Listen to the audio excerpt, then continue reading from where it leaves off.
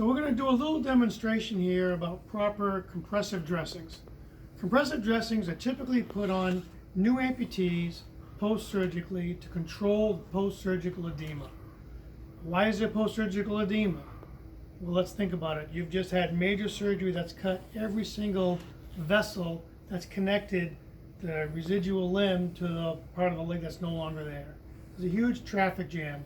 All the blood flow trying to get down to the parts down here to hit a dead end.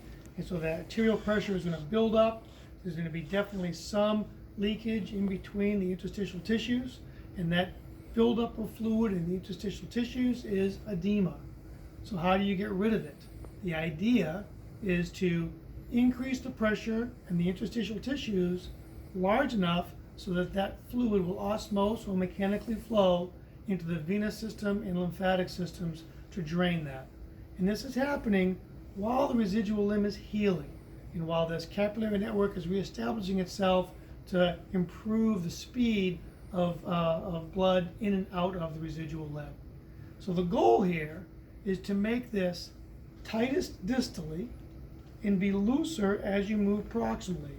That's going to encourage fluids to travel out of the distal end. All fluids travel from high pressure to low. It's simple physics. How to do it is the tricky part, because it's very easy to create a tourniquet effect instead that will actually restrict the flow of blood and fluids out of the residual limb and cause all kinds of problems. And remember, most of the people that lose a limb do so because of some kind of vascular insufficiency. And so what we don't want to do by treating the patient is make that vascular insufficiency worse.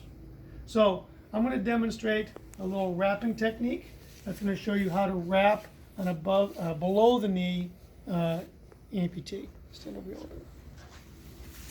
So I'm going to start by going at a diagonal. And I'm going to hold this like this. And I'm always rolling the ace this way. I'm never going like this. It's too hard to handle. So you start at a diagonal. I'm going to hold that there. And then I'm going to pull maybe half of the tension out of the ace. And I'm going to wrap around this distal corner. Right? So I'm pulling, getting some tension, wrapping around. And then I'm going to come across. And I'm going to capture what I just laid down with this wrap going up. I'm going to go proximal to the knee, because you don't want to have a window edema by keeping your ace wraps too low. But I'm going to go, our knee is right here.